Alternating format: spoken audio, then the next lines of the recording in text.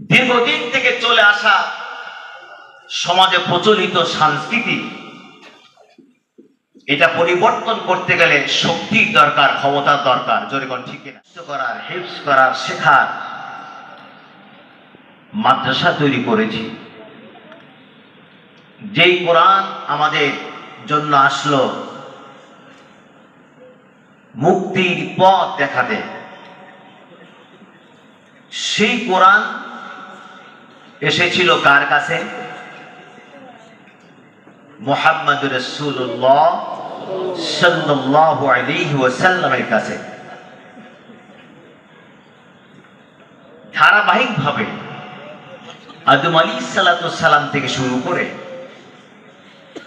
শেষ নবী, আমাদের প্রিয় নবী, বিশ্ব নবী মুহাম্মদুর রাসূলুল্লাহ সাল্লাল্লাহু আলাইহি ওয়াসাল্লাম পর্যন্ত 1 লক্ষ মতান্তরে 2 লক্ষ আম্বিয়া আলাইহিমুস সালাম পৃথিবীতে এসেছেন। সর্বশেষ নবী, যার পরে আর কোন নবী আসবেন না, সেই নবীকে আল্লাহ তাআলা কেন প্রেরণ করেছিলেন? আল্লাহ রাব্বুল আলামিন বলেন, ওয়াল্লাযী আরসালা রাসূলাহু বিল হুদা ওয়া দীনিল হক লিইয়ুযহিরাহু আলাদ-দীনি কুল্লিহি ওয়ালাউ কারিহাল মুশরিকুন। তিনি সে মহান সত্তা আল্লাহ, যিনি তার রাসূলাহু, এখানে 1 বছর, এই রাসূল বলতে আমাদের নবীকে বোঝানো হয়েছে, যিনি তার রাসূলকে প্রেরণ করেছেন বিল হুদা ওয়া দীনিল হক,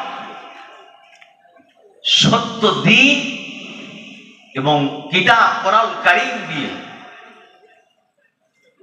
যে বিধানকে তিনি পাঠালেন, উদ্দেশ্য কি ছিল? লিইয়ুযহিরাহু আলাদ-দীনি কুল্লিহি, সমস্ত আদিয়ানি বাতিলের উপরে আল্লাহর দ্বীনকে, আল্লাহর এই কোরআনের আইনকে গালিব করার জন্য, বিজয় করার জন্য। জোরে বল সুবহানাল্লাহ। আল্লাহ নিজেই বললেন যে রাসূল পাঠিয়েছেন তিনি যত নীতিমালা, যত সংস্কৃতি, যত সমাজনীতি যা আছে বর্তমান যুগে, সব জাহিলিয়া, জুলুমাত, সব অন্ধকার, সমস্ত নীতিমালাকে উৎখাত করে, দূরীভূত করে সেই জায়গায় আল্লাহর দ্বীন প্রতিষ্ঠার জন্যই আল্লাহ রাসূল তাকে পাঠিয়েছিলেন। জোরে বল সুবহানাল্লাহ। এইটাকে আমাদের আগে মাথায় ধারণ করতে হবে। আমরা রাসূলের সুন্নাত বলতে বুঝি টুপি পরা, মোজ ছোট রাখা, দাড়ি লম্বা করা, জুব্বা পরা, পায়ে পাঞ্জাবি পরা, খাওয়ার আগে বিসমিল্লাহ বলে খাওয়া, মসজিদে ঢুকতে ডান পাতে ঢোকা, বের হতে বাম পাতে বের হওয়া। এই যে প্রচলিত সুন্নাহ, নবীজি যা করে গেছেন সেগুলো আমরা পালন করি। এতটুকু করেই আমরা মনে করছি যে আমি বিরাট দিনের উপরে বিরাট মুসলমান হয়ে বসে আছি। ঠিক কিনা বলেন? কিন্তু সুন্নাহ মানে হলো হাদিসের অপর নাম সুন্নাহ। হাদিস কাকে বলে? আল্লাহ রাসূল যা বলেছেন এটা হলো কাউলি হাদিস, বাণী সূচক হাদিস। তিনি যা করেছেন এটা হলো ফেরিলি হাদিস, কর্মসূচক হাদিস। তার সামনে সাহাবায়ে কেরাম কোনো কাজ করেছেন বা বলেছেন, তিনি তাদেরকে নিষেধ করেন নাই, বরং মন ও সম্মতি দিয়েছেন, তাকে বলা হয় তাকরীরি হাদিস।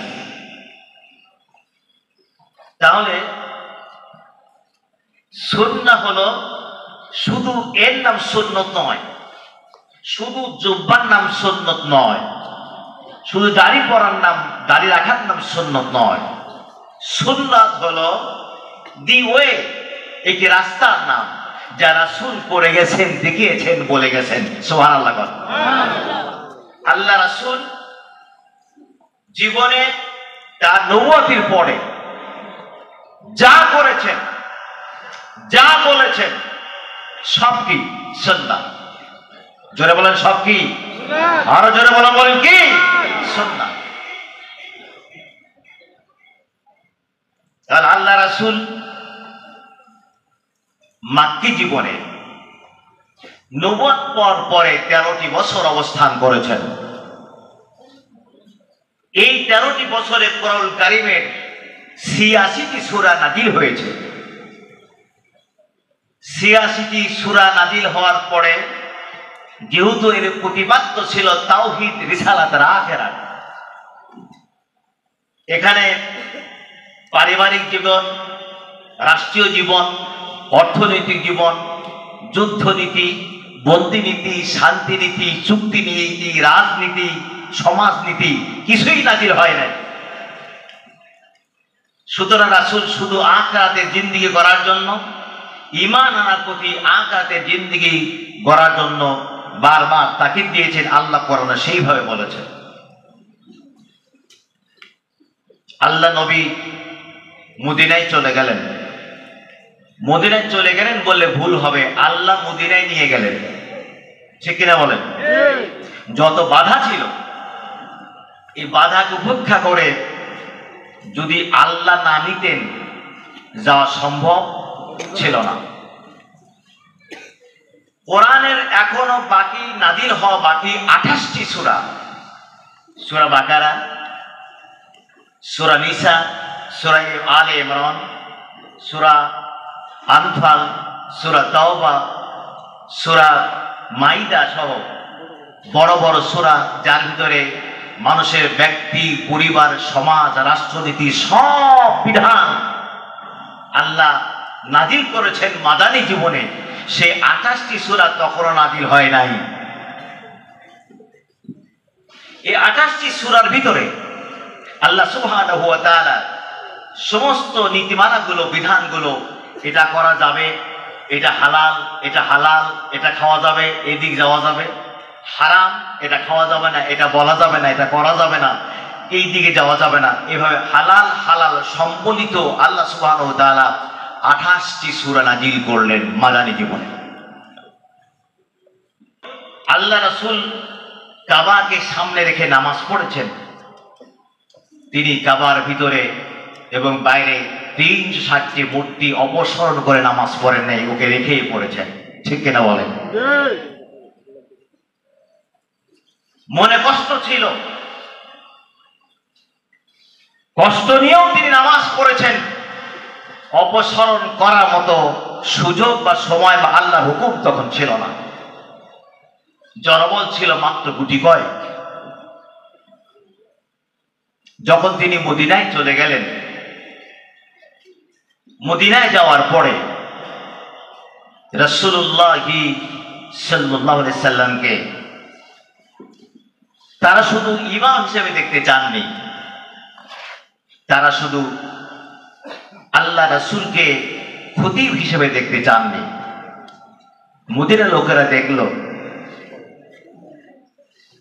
এই সমাজে মদিনার আমার প্রেসিডেন্টশিপ দেওয়ার জন্য সিদ্ধান্ত নিয়েছে আব্দুল্লাহ ইবনে উবাইকে। আব্দুল্লাহ ইবনে উবাই যদি প্রেসিডেন্ট হতো আর রাসূল নবী থেকে, ইমাম থেকে যদি কোরআন আইন নাযিল হতো, বলেন দেখি কোন আইন কি বাস্তবায়িত হতো? কথা বলেন দেখেন। আচ্ছা, আমার ভাষা বুঝতে কষ্ট হচ্ছে কি?